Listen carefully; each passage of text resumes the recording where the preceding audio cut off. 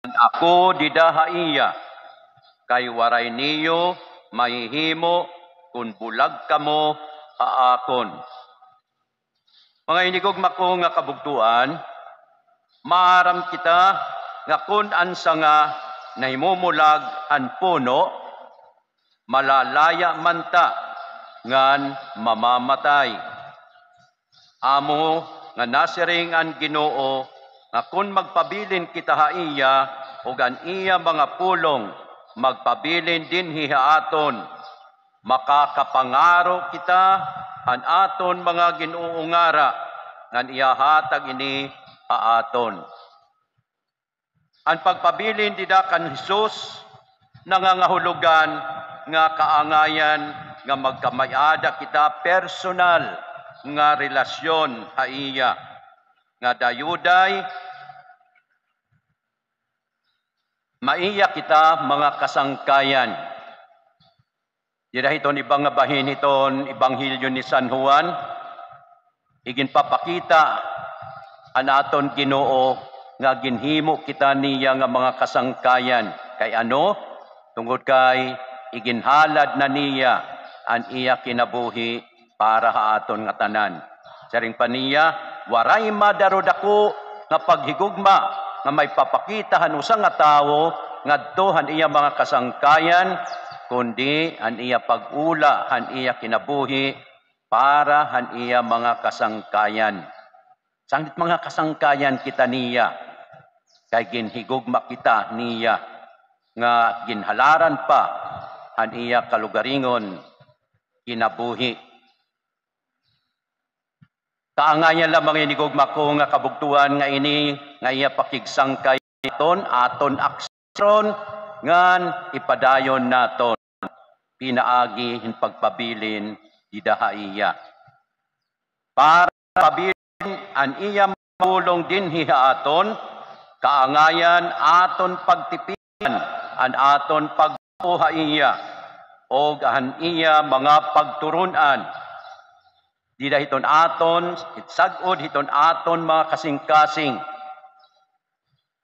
Ang pagpabilin didahan pulong ni Hesus nangangahulugan nga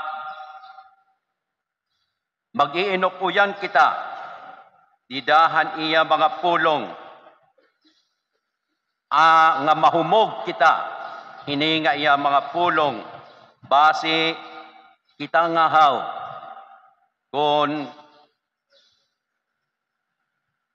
nahuhumog na kita hininga iya mga pulong, iningahaw nga mga pulong niya nagiging bahin hiton aton kinabuhi.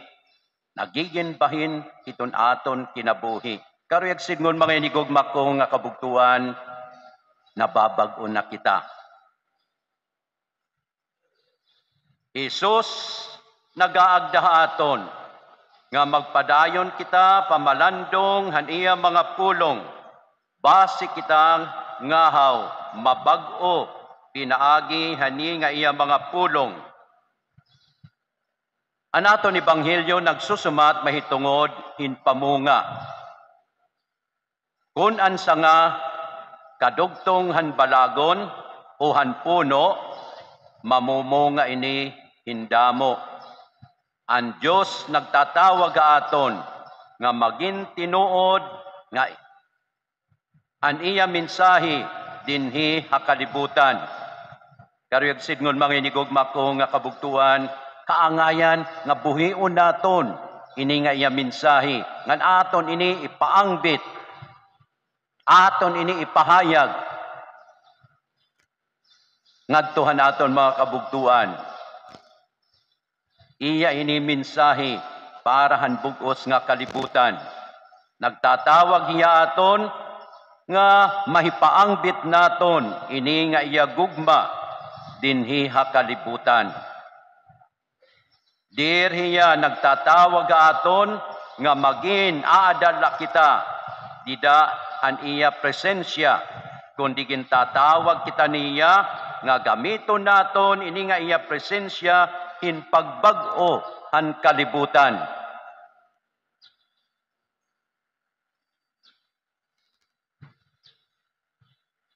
Ansyahan nga mga Kristiyano, mga inigugma ko nga kabugtuan, nagbubuhat hanira buruhaton ko mong mga Kristiyano. Ngan usahin nga ira buruhaton, amo ang gintuddo na nga hawanaton Ginoo nga amo ang paghihigugmaay.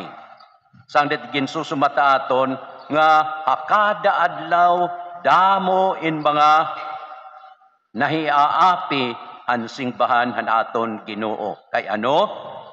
Tungod kay nakikita nira an ira paghihigugmaay ausa kag usa. An paghigugmaay mga inigugma ko nga kabugtuan, amo ini an ginsusugo aton han aton Ginoo.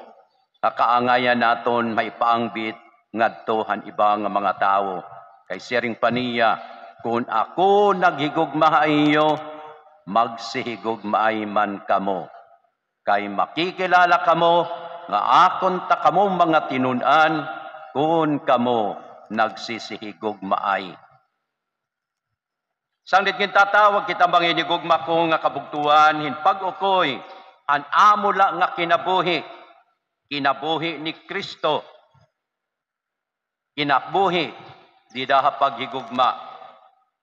Di dahan ikaduha nga pagbasa, ginaagda kita, ngan aton paghigugma, diri launta, haimim, o hawait, lugod, kaangayan nga ipakita naton, didahin mga mag-upay nga buhat. Ikinabuhi naton ini, nga gugma, ay paangbit aton han aton Ginoo. Ipakita naton, ipaangbit naton ini, ngadto han aton mga kabugtuan. An aton mag-upay nga mga buhat, mag-aaghat han mga tawo. Base hara makadaraon ngadto han Ginoo. Amo ini an bunga nga nakakahatag hindako nga himaya an aton langitnon nga amay nga nakakapahimo haaton kung pagbubuhaton naton ini nga maging mga tinun-an kita an aton Ginoo. Siring paniya ini nga iya nga hausugo pagsihigugmaay kamo kay makikilala kamo nga akon ta kamo mga tinun-an.